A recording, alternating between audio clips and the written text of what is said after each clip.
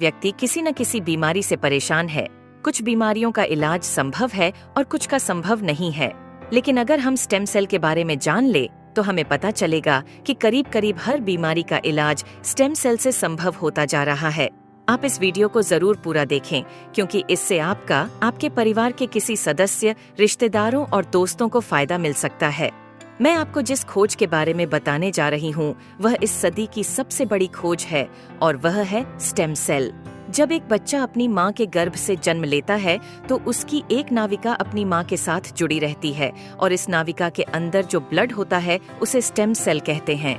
जब माँ की गर्भ में आर्तवशोथ से पितृशोथ मिलते हैं तो पहले सेल का एक छोटा सा गोला बनता है। यह गोला स्टेम सेल कहलाता है।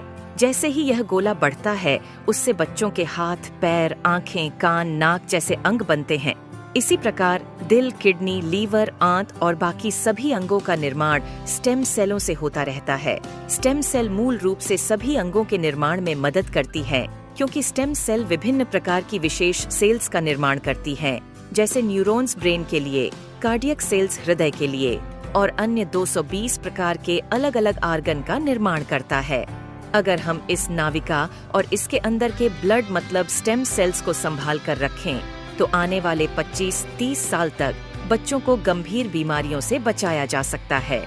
जब बच्चे को कोई गंभीर रोग हो जाए तो संभाली गई नाविका से स्टेम सेल को निकालकर उनको विशेष सेल्स में परिवर्तित कर बच्चों के शरीर में इंजेक्ट कर दिया जाता है। इससे बच्चों के शरीर के अंदर के संबंधित सेल्स की सभी बीमारियां जड़ से समाप्त की जा सकती हैं। लेकिन इस नाविका को ब्लड बैंक की तरह स्टेम सेल बैंक में संभालने और पुनरारोपण का खर्च लगभग 10 लाख से लेकर 50 लाख तक का होता है, जिसे हर कोई अफोर्ड नहीं कर सकता। इंसानी शरीर में सभी अंगों के स्टेम सेल अलग अलग होते हैं, लेकिन मूल स्टेम सेल सभी अंगों का निर्माण करने में सहायक होता है। उदाहरण के तौर पर मान लीजिए कि हृदय के कुछ सेल्स नष्ट हो गए हैं, कुछ कमजोर हो गए हैं और कुछ अच्छे हैं, लेकिन अपने सही स्थान पर स्थानांतरित नहीं हो पा रहे हैं। इस स्थिति में हृदय का उपचार मूल स्टेम सेल से किया जा सकता है। पहले स्टेम सेल्स को कार्डियक सेल में कन्वर्ट किया जाता है, फिर आपके शरीर के अंदर हृदय में इंजेक्ट कर दिया जाता है, जिससे हृदय को नया जीवन दिया जा सकता है। दोस्तों, अब आपको यह समझ आ गया होगा कि स्टेम सेल कितना महत्वपूर्ण है।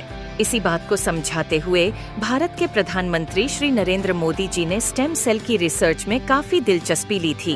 आप गूगल पर सर्च करके देख सकते हैं। और साथियों, जो स्टेम सेल माँ की नाविका के अंदर होते हैं, ठीक वैसे ही कुछ स्टेम सेल फलों में भी पाए गए हैं।